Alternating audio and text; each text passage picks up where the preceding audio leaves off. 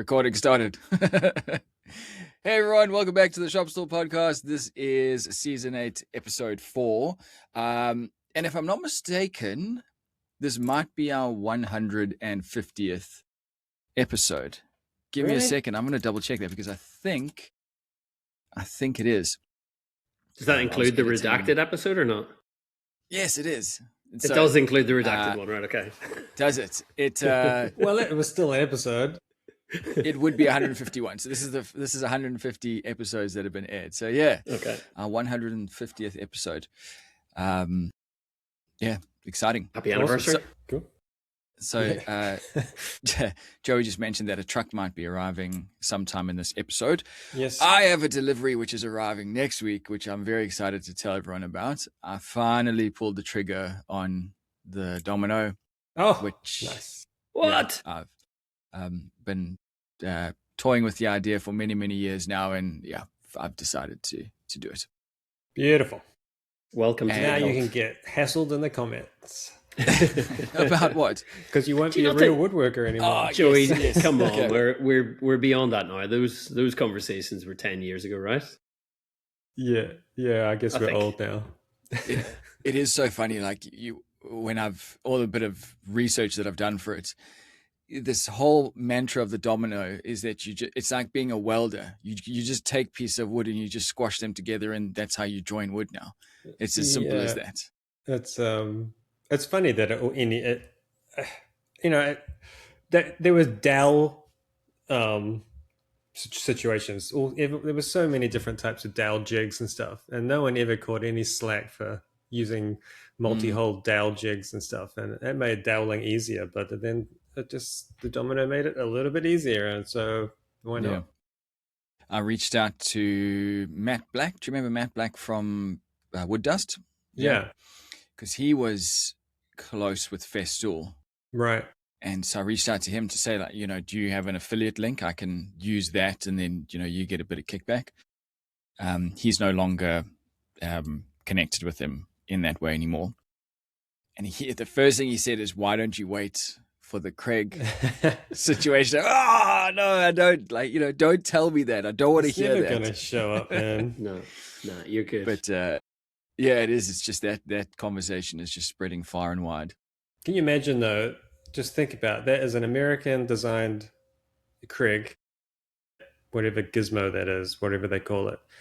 It's going to be in like quarter-inch dominoes and some American bollocks that no one knows how to measure. And so and by the time it even got on this side of the planet, I mean, who knows when that's going to happen? And yeah, how do you get all the repairs and everything? I just don't think that's probably that feasible. You are very right.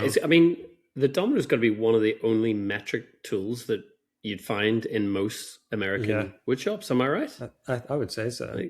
There'd be would it be metric you wouldn't over have there as well? Any of the Felder stuff. I don't think it's. I might be wrong, but I don't think Domino produce an imperial version. I don't think. No, I've never seen that. I would have thought any of the modern machines, SCM and Felder and stuff, probably have metric on their DROs. Yeah, I wouldn't have. Maybe they have a change it thing, but yeah. No, very excited, Robin. That is it's good. So it's good. This tea cabinet that I'm working on at the moment, I should be finished this up before the end of June, and then I start work on my next project, which is this big timber glass display cabinet. Yeah, and I've got it specifically for this job. Yeah. So in a couple of months, I can report back and say whether it was worth the $2,100 that I paid for it. And have you decided on how the biggest thing with any glass display case is like nailing down which direction you're going to go in with actually installing the glass? Have you thought about in what way? Well, like, I guess there's the answer to your question. Yeah. Mm-hmm. Like, there's so many ways to create a rebate and then hold a glass into that rebate, or do you create a groove, or are you going to putty it in, or you're going to make glazing beads, and all these like thousands of decisions, because then that all impacts on how you actually make the thing. And so I know what you're talking about now. It's funny, I haven't actually. So because I don't think I would go the putty route. To me, that just seems It feels like there's more efficient ways to do it than that. Maybe it's not as traditional. So if you wanted the traditional look, you'd go that route. For an internal thing, I think putty is a bit naff. Like it's not really furniture grade, but it's being done. So I was definitely going to cut a, so sort of make your frame and then cut a rebate into that and set the glass into that. Now, how you hold the glass in place, that's the bit that I haven't figured out for two reasons. Firstly is I need to sort of go through what the different ways are to do this, because I've seen so many different ways, but I haven't gone through all of them.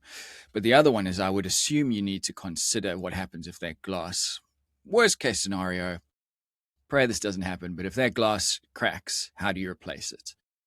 So, if you're pinning in from the side, a little pin, I guess that would work. But if you were to mount some brackets on the inside with screws that can hold it and lock it in place, that would make it maybe easier to maintain.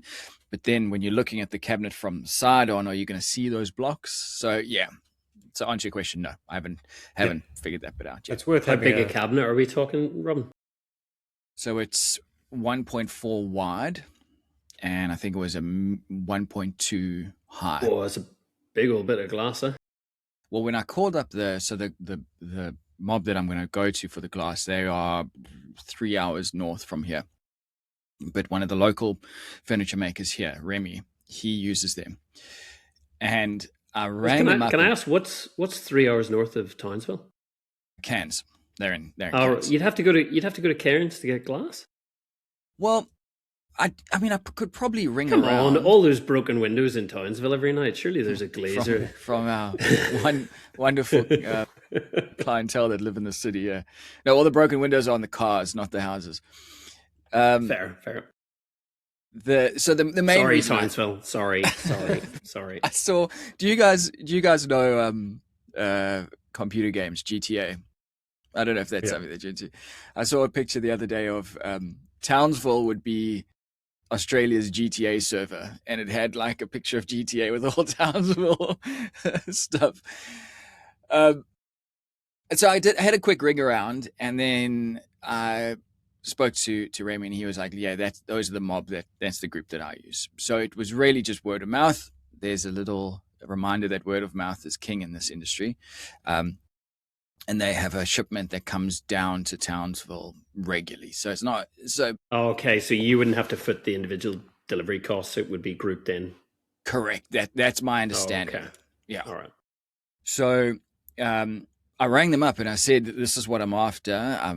This furniture maker, Remy, he's done a stack of these sort of jobs in the past, and I've gone through what the regulations or code is on building this kind of thing, what size glass you should be using. And I think the shelf, I went with 12 mil tempered glass. And then the front panel, because I'm going to divide it. So that's the 1.4 across 1.2 down. I can't remember if I was going to divide it into 2 sections or 4 sections. But the idea was, it's not going to be a massive pane of glass. But still, this person that I spoke to on the phone, she said to me, 10 mil tempered glass. Are you crazy? That's going to be so incredibly heavy. And that's what we would put in for a shower. There's no way you need glass that thick. But apparently that's what you should be building with. I don't know what you've been reading, but this sounds crazy. Is that what's going on at Robin? So it's a display cabinet. So I would assume it's going to be relatively light. It's not going to be, they're not carrying bags of cement. But if you're trying to span 1.2 meters with a piece of glass, would 12 from if you're dividing up the front panel into several panels, into 4 panels, is there a way that shelf could interact with whatever bar you're using to break the glass? I had thought about not doing so. Instead of relying on that, I would just rely on the strength end to end. I'm just bringing it up now. We can actually. I would be like 12 mil will probably span that and do what you want for a shelf, but I'd be putting 100% off that image. 100%. Yeah, make it connect to the Yeah. little These two bits here, yeah. So you want to put shelf, in the middle? like you can get shelf buttons made for glass shelves with little silicon bits on them, and that's what you want. And you could so go you down reckon- to, well, 6 mil spanning 6 600 is probably a little bit flexy, but better than spending like 12 mil. The cost will be horrendous to get 12 I mil worked it and out. polished. It was thousands on the glass. So you don't reckon? And now on the front, these front panels. So these 6 are mil toughen. 6 mil. really. Yeah. Mm-hmm. If you look at the regulations for safety glass in buildings, anything that is like in a bathroom, because it's a slip area, you might potentially fall over and whatever on wet tiles. You have to have 6 mil safety glass, and in New Zealand, any windows in that room, even if they're way up high and you can't fall into them, it's just you've got to have safety glass, and it's got to be tough and tough and relatively thick. Most windows, like double glazing, is 4 mil. 4 mil. What do they call it? Something else. There's some other term, but it's 4 mil thick. Laminated? No, like say double glazed windows is just 4 mil with a gap in between. It's not even 4 mil. It's not even safety glass most of the time, because unless it gets to a certain size, and then they make it into safety glass, and if it's on a door, it has to be safety glass. So I would say, go for safety glass, but and safety is tempered. Like tempered, yeah, okay. Hardened glass, and I would use 6 mil for probably all of that. Like this is going to be a heavy cabinet. If this was more than 6 mil, Robin, like it's outrageous. Even the 6 mil is going to be. So just for the listeners out there, we're looking at this cabinet. It's made up of, at the moment it's made up of 4, I'd say, squarish panels of glass on the front. Even if you were to make that a one continuous length of glass, so it was one piece on the top, one piece on the bottom, still 6 mil? I think so. Yeah, because you have to also just consider that the glass should never be used as a structural element. It's not designed to take any weight or loading. It's just to fill a hole. And your timber structure is doing all the span work, all the structural work. And the glass is just sitting in there. If I would actually prefer to do something like this out of standard 4 mil glass, even 4 mil safety glass would be fine. You think about window panes from 100 years ago. Well, granted, 100 years ago, the glass was much smaller because they couldn't make big pieces. But in like the 60s and 70s, some of the architectural styles from especially the late 60s, you have giant panes of single pane glass, and it's not safety glass, and it's 4 mil at best. And that have these giant panels sitting at on the front of a house. It's very. Can you get the image up again, Robin? Sorry. Yeah, sure. Sorry to our listeners, people that aren't watching on YouTube. No, you're right. I wasn't exactly sure where I was going, but like I think you're probably way over engineering it. And apart from thinking about those shelves taking some load of whatever's inside, and if you are going to span it continuously, 12 mil is probably where you want to be. But even then, you probably want to use the shelf button kind of midway holders. So for these shelves, you're saying 12 mil. If I'm supporting it in the middle, I don't need to go 12. You reckon? You could probably go 6. 6. Okay, all right. What were you going to say, Brian? How do you access? Are the side doors upper? These are doors, yeah. Okay. I would tend to agree with Joey. I think it's probably a little bit over-engineered. If it were me, I would get rid of that horizontal section across the front. This one here. And just have it as 2 vertical pieces of glass, and then have it as 1 door on each side. Yeah. It's going to save you a whole heap of time making it. Yeah. There's two doors you don't have to make. Yeah. That's just going to tidy it up, make it feel a little bit lighter. And then you've still got that central post. So you could connect a shelf pin to support the glass in the middle, and you're not going to see it. Yeah, so essentially get rid of that and just make this. Oh, 100%. What Bryan said before about laminated glass, I think for the shelves, 6mm laminated is probably the way to go. It's just a bit stronger, a bit less flex. And even with the face panels, laminated when you say glass. Laminated?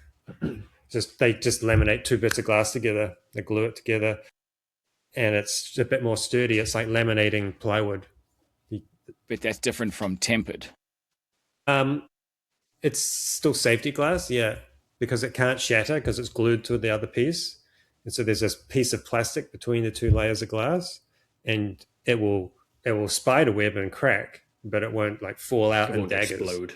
Yeah. But it's not tempered glass. It's different to tempered glass. Yeah, it's different to tempered, but it's equivalent to safety glass. Well, I think what I'll do is I might have a little bit of another look into. There's got to be regulations around this, right? I mean, because it's glass. You don't think so? No, not for furniture. If it was part of a house, if it was a glass infill on a balustrade or something like that, and it's fixed to the fabric of the house when it's furniture. But that's what I mean. Like you got to cover yourself. But you can take the regulations for home glass situations, where and when it should be safety glass and where it's not, and usually it's pretty easy to find those regulations, and you could take them as a guide. But I would say as long as it's some kind of glass where it's not going to shatter and turn into daggers, you're all good. Well, this is great because this is going to save me heaps of money. Yeah. And this is unfortunately one of the things I've figured out that I've done wrong multiple times in the last 2 years is quoting someone and saying, you can pay me the deposit, but I'm only going to get you a job in 3 months. They pay me the deposit. I then sit with the deposit. And then in 3 months' time, I go to order the material. There's been changes, but because this is glass, I can't, I'd be interested to hear your thoughts on this. I've taken their deposit, but I can't order the glass now because I need the glass to fit my rebate perfectly, right? So I can only get that at the end. So I've locked in the price now. You can get it pretty close. Because you want to think, like, you don't want your glass to exactly fit the reveal. You want to allow at least a few mil. I think for it not to be square, for the timber to be, if it's not completely parallel, maybe go undersize. What, Joey? 3 mil, 4 mil, something like that. That's the recommendation for timber glazing for windows is that you should have a 3 mil gap. So because the glass is going to expand and the timber is going to expand. So both things. And, solid timber as and well. then that just gets hidden with your bead, which is the glazing bead covers it. Yeah. I don't know. I felt like that's just, I'm not there yet. Because when the glass is made, the glass is made. And I'd rather, instead of building around the glass, I'd rather just be able to have that. Yeah, I would too. I would wait if it was me. And usually glass takes a week. Like I can order glass today and I'll have it tomorrow. Like there's just a regular truck going past me every day. And so if you put the order in before midday, you'll have it the next day. So glass is a pretty quick service generally. Just thinking about that reveal, that gap around the glass, because you've got relatively big pieces on the front and excuse me, you don't want the glass to settle down and sit on the timber reveal, really. You want to maintain a gap all the way around. Why is that? It's just good practice, best practice, to not have the glass sitting on your timber reveal at the bottom. So you should have a couple of little rubber spaces. Oh, okay, yeah, gotcha. Just keep it away from the timber, and then that rubber can compress a little bit if it has to, but the glass will expand upwards.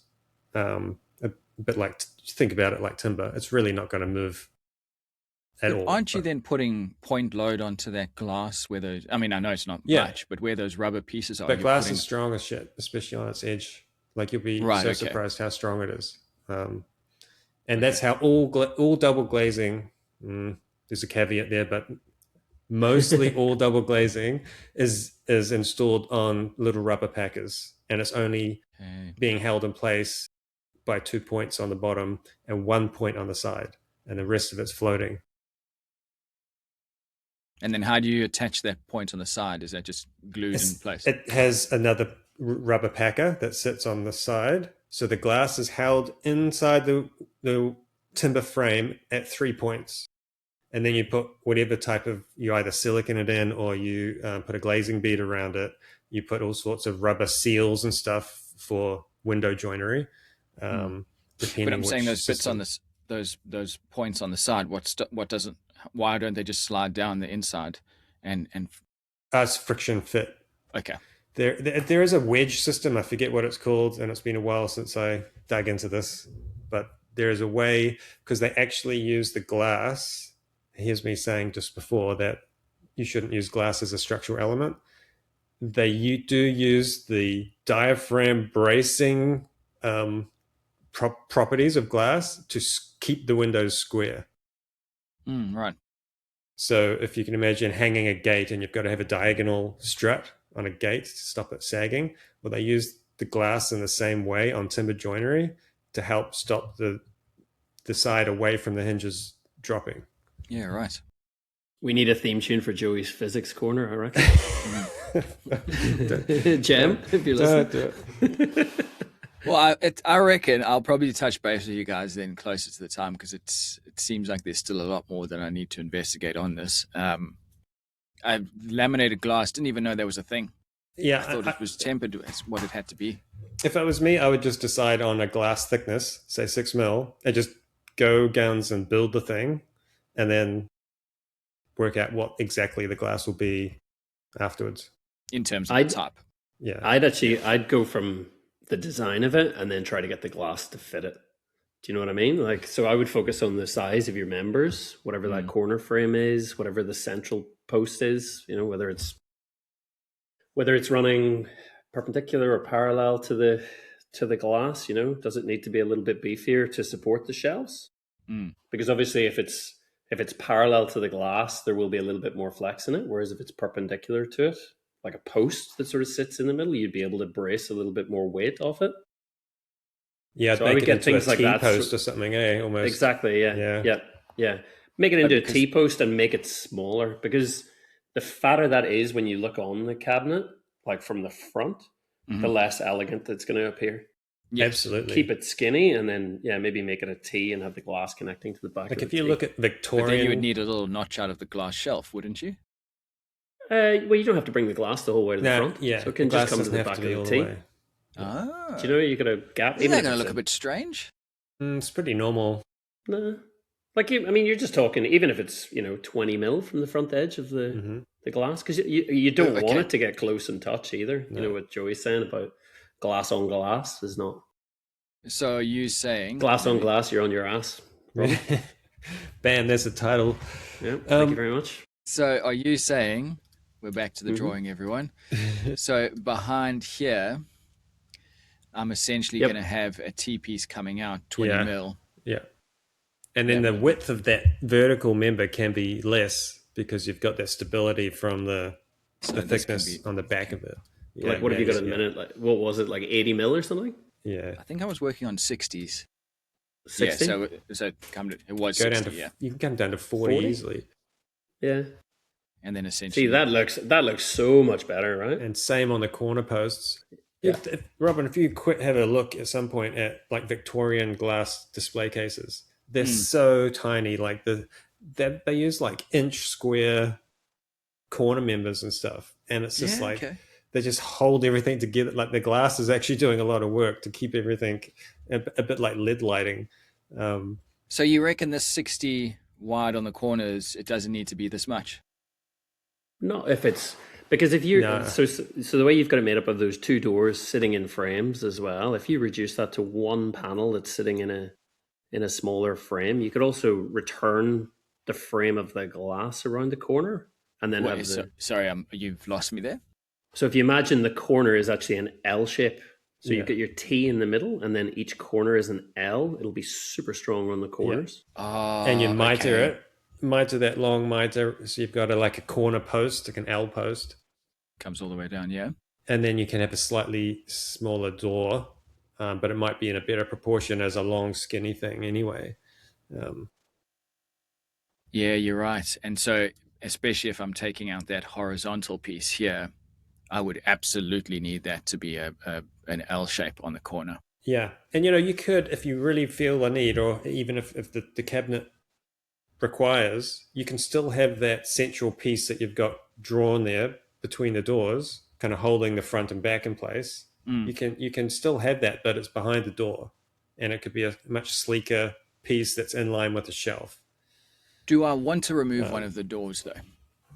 Oh no, it's just more work. Like Bryan says, it's a bit clunky with two doors where one door does the same job. Yeah. Yeah, okay. Like, you think of the material saving, the time saving, like it could allow you to get some really nice hinges. Yeah. Well, this really is beautiful, like knife hinges or something, or sauce hinges. Like, spend the money on the hardware, I would say, rather than just adding more material into it. Well, I am. This is my own dried lumber, so I'm literally pulling it out of the pile and milling it up, and it is what it is. So yeah, saving on material. Yeah, but it's still not free, all right? Because you've gone to the effort to I'm saying waste. I agree with you. I don't have a whole pile of it back there, so I need to use it as what timber are you using for it, Rob? African mahogany. Nice. That'd be good. Yeah, it's quite pretty standard. I don't think there's anything too flash about it. But yeah, so I don't have a whole lot of it, and what I do have is what I have. And it's not the type of timber that I can ring up my timber supply and get me African mahogany. It doesn't really work like that. I will say in that case, because you have limited timber, it might be worth plotting out. You may have already done it, like which planks you've got is going to be used for which parts of it. I only say that because making glazing beads takes a lot of timber, more than you think, because they're such small pieces. You actually got to start with a relatively large piece of timber so you can just hold it and machine the rebate out of that, or whatever you're going to do, make a little angled piece or whatever. And you've got to kind of think through that process of how you're going to make long, skinny pieces, and quite a lot of them. And it can be difficult, and there's always going to be wastage because they're relatively small pieces. You're going to have bits that just break and crack and are shit. And so bend all over the place. Yeah, you're going to have an overage of that. You have to make a lot more than you think you need.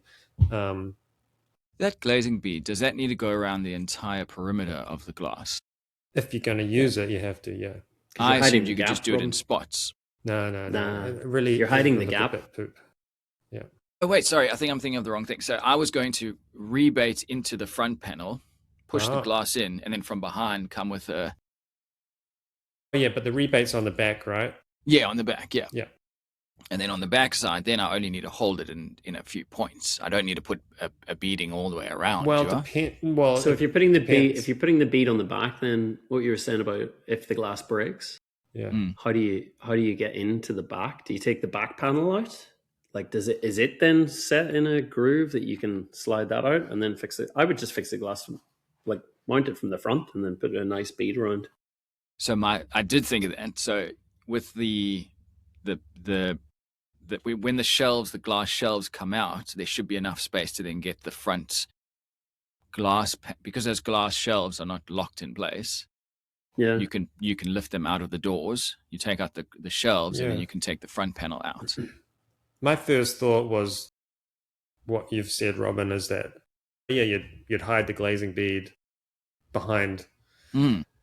But thinking about it, I think I agree with Bryan that in this case, a nice glazing bead done well might just make everything easier. And then what does that just get pinned in place? Yeah, just some little pin nails, and then anyone down the track just uses a spatula or something, and you just slide it in between the frame and the glazing bead, and you pop it off, and then you can replace the glass. Like of the three options, which are glazing bead on the front, glazing bead on the back, or a channel that you're sliding the glass down from the top and removing a bar section, I think you're creating the hardest way of replacing that glass. I don't know, it'd be me, but what Joey's saying with the glazing beads is like the key thing is getting your grain direction the right way. So if you're quarter sawn, you're not cutting like parallel to the grain, you're actually cutting at a 45 degree across the grain, so it's really nice and even, as opposed to getting all that crowns and all the weird I'll stuff send you on the front. after the podcast, Robin, I'll send you a quick drawing of something I did recently, because sometimes the glazing beads get so small that there's no room for a nail. Like, but if you're going to put a nail in, you're going to split stuff, it, and you've got to do something slightly different. And so there's a couple of options for how you do it, and it also makes it look a bit nicer, a bit more like a picture frame. You still rebate the front though, right? So it still sits inside the rebate. It's not sitting on the glazing. The glass is not sitting on the glazing. No, sorry. It'll hit a bit of timber. Yeah, it hits the back of the frame. So you are cutting like a rabbit. Yeah, I never know what the term is for that. Bar.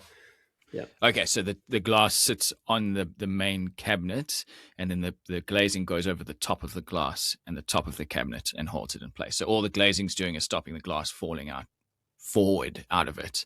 It's not actually holding the glass up. No. That's what the little packers are under the glass do. Yep. And you can put a few spots of silicone in to stop. You don't want the glass to rattle either. So a little bit of silicone. You don't want heaps. This is another thing that I'm stressing about is I've got to deliver this to the client, and they are half an hour away. And hire a guy to come with you. What do you mean? Just like hire a hubby or something. Just hire some guy who's got some muscles, and he can come along and help you lift.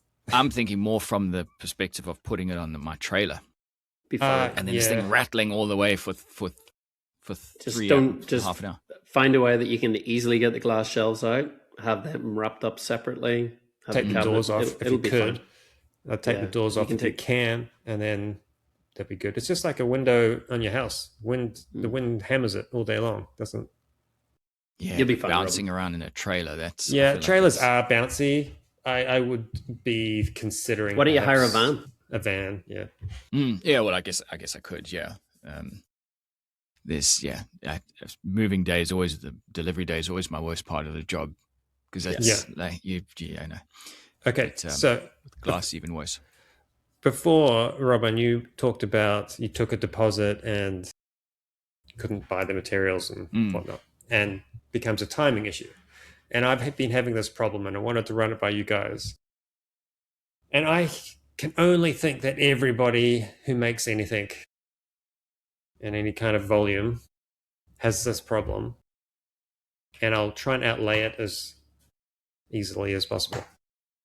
But I get contacted by a client, they want a kitchen, and they're not going to be ready for it for 6 months. And I know I'm busy and work's coming in, and I say to them, well, if you want to hold that place in 6 months, let's say it's March. If you want March, you pay me a placeholder invoice, and it's a small percentage of the job cost, maybe $1,000, and then you get to have March. That's when I'm building your job, and no one else has it.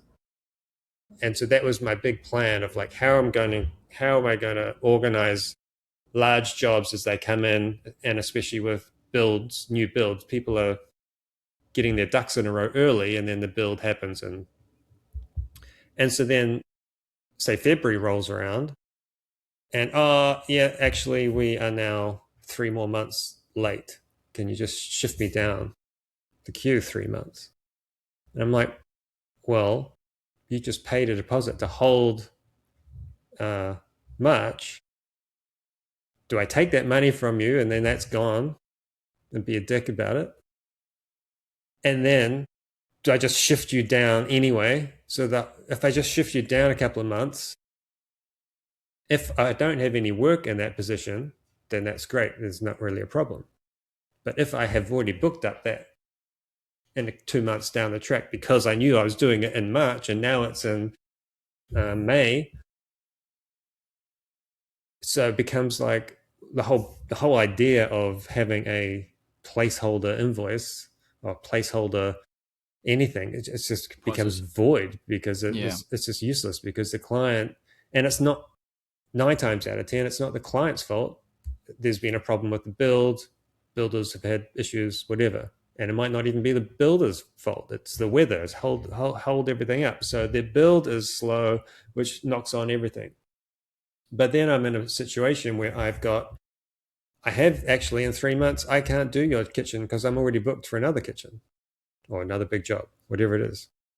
And so now we're stuck. I could have done your job and now I can't do your job. You've given me some money for it. Like, I don't know how people deal with the fact that building and being ready for the work is a completely fluid situation. And I'm interested to hear anyone's thoughts. If anybody has any ideas about how they deal with timelines, because I've heard from other cabinet makers and stuff that they often have people's jobs sitting around for 6 months because the job's just not ready. What's stopping you from building it before then? So she's waiting on the builders to finalize the size of the space. Is it a kitchen, Joey, or what is it? Yeah, often the problem is almost entirely with kitchens. The space has got to be built, and on occasion, when sometimes you just get a really good vibe from a builder, and they're just good guys, and you can trust what they're doing. Nice site, nice clean site. Everyone's like, it's just nice, and you're like, okay, great. Let's agree that this line on the floor is where your wall will finish, and I'll measure to that, and that's where my kitchen will start. Okay, great. And you come back. And sorry to interrupt. Great. When you say line on the wall, are you saying from the plans or from? No, like actually I'll go to site and make a mark on the concrete floor and say, this is where your wall has to stop. You haven't built it yet, but I trust you're going to do it. That happens sometimes. It's great. Other builders, you just get their vibe that their head's just not in it. They're busy with something else. Probably got 2 other builds on, whatever. The problem is they're not ready to commit and have their mind in the job yet. And so they'll just say something like, well, it's not ready. You can't measure. Like, okay, so we just wait. Bloody hard, Joey. It's really hard. It's not something I've really ever been faced with. Like of the jobs that I've worked on in terms of deadlines that have blown out, it's never really affected then the next job as such. Like, yeah, it might take up a big space in the workshop, but like it's not a kitchen size thing. There must be some kind of protocol out there that is a standard practice, whether you charge a weekly retainer, but then you're still, if you get the big job in, you're still then, like, if it's a job that's ready to go and somebody says, well, I want to delay it by 2 weeks, but that 2-week period isn't enough for you to finish the next job. Yeah. It's very strange. I don't know. Like I have some storage capacity. I've got a whole shipping container. Yeah. But that fits generally one whole kitchen, like one whole job. Usually it would be a kitchen and a couple of vanities or something like that. Like that's a whole, I mean, I could squeeze more in, but I've got to start really stacking stuff, and really it becomes a problem to actually fit more in, and then you risk damaging stuff. It's hard. It's very, and I suppose there are always elements, like even if it is a kitchen, and it's going wall to wall. Like obviously the dream is a linear kitchen with an island bench, right? And you're not actually really relying, apart from windows and where outlets and like things, you're not really relying on what's built. You can go ahead. But there would always be aspects that you could start on, hey, like carcasses and things like that on a job, right? That's what I asked, because you're building from the plans. So surely? Yeah, but you like building from plans. This is it, Robin. Like builders don't. Like it might be a dream that they're building to your plan, but then you arrive on site and there's discrepancies. Well, I just measured yesterday. Yesterday I think it was, I went to site and measured, and the actual room was 35 mil shorter than the plan, and that's more than anyone would allow to scribe out. That's a whole panel and a half of suddenly you don't have the space, so you have to. I like to have my cabinets fit as perfectly with the minimal amount of scribing possible. Yeah. And like typically, when my cabinets go in, I scribe 1 millimeter or 2 millimeters off, especially in new builds, because they're pretty straight. Almost nothing gets scribed off my end panels because I've measured it. I know exactly how big the wall is, so there's no reason I can't build it, and it just goes in really, really smoothly. Well, then would there be a way to say to, like, when you're looking at it from a design perspective, can you build in flexibility into one cabinet in that kitchen? So say everything else is standardized, all your drawers and your hob and everything like that are all standardized, but then you've got one cabinet that might be for like a pull-out thing for tea towels, or I don't know, something like cutting that. boards. That then the fat can be, it can lose 30 mil, it can gain 30 mil. Yeah, that's possible. And in some designs, definitely, some designs can't, because some people are very specific about the cut lines. And even if they like, people hate those little skinny drawer doors these days. But there are options that definitely could be worked in. I think the greater problem is that, let's say the client, like one of my jobs got pushed 6 months out. I was just about ready, and then they said, "Oh, actually, we haven't really started. We had a problem with getting consent or building consent and plans 6 months down the track." So I'm like, okay, well, it's lucky for you. In 6 months, I'm free, so I'll book you in then. So, but let's say I had to make the kitchen when I said I was going to, and then I've got a kitchen I've got to keep somewhere while I'm trying to do other work, and I've only got so much space. And so there's that. And on top of that, I haven't really come across this, but I'm nervous that keeping finished, quote unquote, flat panels and things in the container, which heats up like an oven and cools down like the freezer at night, it can't be good for some panels. And after a year like that, you can imagine that a door panel might not be flat anymore. So that is a concern. I haven't really come across that yet, but it's just a really difficult thing where, like, it really comes down to the fluidity of the jobs. Like, and when they say, "Can we push it 6 months?" Are you then expected to build and install within a very small time frame? Typically, and that is what's difficult, because I say, as soon as your roof's on, I want to be there measuring, because typically by the time the roof's on, after a week or so, it's pretty dry. The frames have dried out. They won't be fully dry, but they'll probably be within a few mil of what they're going to be for the rest of their life. So at that point, I can come and measure.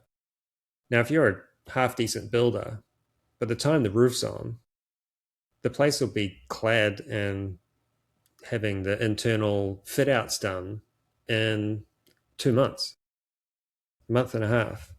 And so there's a limited time, because on some jobs, the builders are saying, "Hey, we need the kitchen in so we can, finish our contract." And usually that's nothing to do with me, but occasionally I'm contracted by the builders.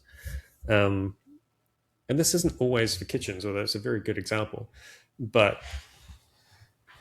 it's a strange old beast where you're right, there is a tight timeline typically. And if you don't do it, then, I mean... And you can't, without just adding to the problem, I mean, can you not just become part of the problem as well? And just say, right. Well, tough. You're an extra... Yeah, tough. It's going to take 4 months to build this now. It's just really... It's just about having very, very tight wording in your terms and conditions about it, isn't it? I don't even know what to say, because what do you say? Like, okay, sure, your timeline has not built. Yeah. The timeline is blown out through no fault of your own, and I keep your deposit now, and you don't get it back. Well, maybe it's not that you keep their deposit, or they pay your retainer or anything, but it's all about then the future timeline is dependent on your other jobs. Install will happen within, I don't know, 28 days, like giving you enough of a window to fulfill another job. So they're not expecting it, to be done within the week that the room's ready for it. I don't know. I think typically 28 days to me just seems like a pretty reasonable amount. But to actually have it in writing that they're then signing off on that, maybe that's the way to protect you. It doesn't bring you any more money, and it doesn't actually help much, but no, but it just gives you that little bit of security that the client can't then go, right, today, come on, Joey, where are you? That's almost never happened, by the way. Like, the clients are usually very apologetic when this kind of thing happens, because they're like, we've got a schedule, and suddenly the builders said, oh, the schedule's blown out. And I'm talking a lot like it's all the builder's fault, but it typically isn't. It's usually weather issues and 1,000 other problems behind the scenes. Supply, anything. It's all sorts, I mean, usually it's earthworks, because you can only dig when it's dry, and when it's dry, all the diggers are busy. And so, they've got jobs backed up themselves. They've got the same problem. They can't work when it's raining, typically, for bigger jobs. And so everyone wants it done on the day that it's sunny. If anybody has some magical answer to this and wants to DM Joey, go for it. Go for it. I'd love to hear. Any joiners out there? Cabinet makers? You were talking about the deposit. So that deposit, do they lose that deposit? Well, not as of yet, but I've considered saying, because it's not even a full deposit, it's just like 2% of the job. It's just like you've bought the month, and then, but there's no clause on that to say that it's non-refundable or anything. It's just a good faith on their part that I know they're committed to use me, so I can book out the time, right? But then the other side to that coin is they don't actually know when they want it done or when it can be measured and stuff. Could you at least then say that should the deadline not be met, that you're going to charge another percentage so that you can start getting materials ordered and into the workshop and start with final documentation if you need to do anything more, and that there is then a real commitment from the customer that the job has started. It's maybe not started at 100%, but it's still enough for you to draw a little bit of money from.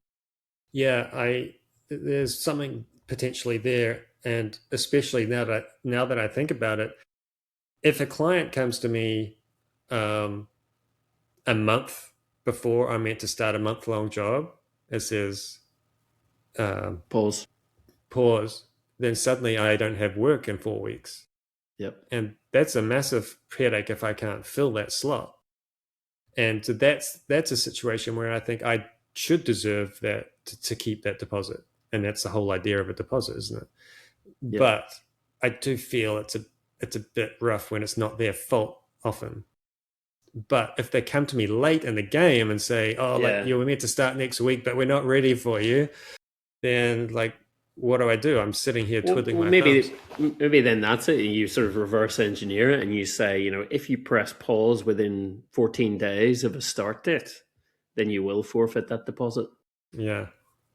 That could be quite a good way to do it. That's probably good, because it keeps their eye on the timeline relative to. Yeah. I know that, God knows if you've ever done it, you've got 1,000 ducks in a row that you're trying to sort out. And the cabinet makers, we'll put him off because he's at the end of the job. Yeah. So we just don't even. Whereas at least with that 3 or 4 weeks notice, there is a potential that you could be starting on another job at least. But with 2 weeks, you might not have that work, I reckon that's a good way to do it. Yeah. Minimum 14 days notice to pause a job. Because you said before, could I do something else, like make the carcasses or something in the case of kitchen? Yeah, but that's a day. Yeah. It's I forget you work at Joey speed. I could yesterday, what day is it today? Thursday. Tuesday I cut a bunch of panels. I cut 10 sheets up, and yesterday I screwed them all together into boxes. and I've got like 9 carcasses out there. Like that's a day and a bit of work. And then I just have a giant pile of boxes to do something with. I might as well leave them in a flat state until I'm ready to actually do it right. Mm. So yeah, it's a tough little problem. Tricky. Yep. Sorry, I had to run off. My dog was going bananas outside. Right. I thought maybe my domino had arrived early. Yeah, that's it. Yeah. Cool. All right. Well, I reckon let's leave it there because we are at time. So cool. All right. So we're gonna have guests next week. First one of the season, which is exciting. And yeah, I'll probably be able to give an update on the domino by then as well. Nice. Cool. Excited. Cool. All right, guys. That's it. I'll see you next time. See ya. See you guys. Bye. Bye.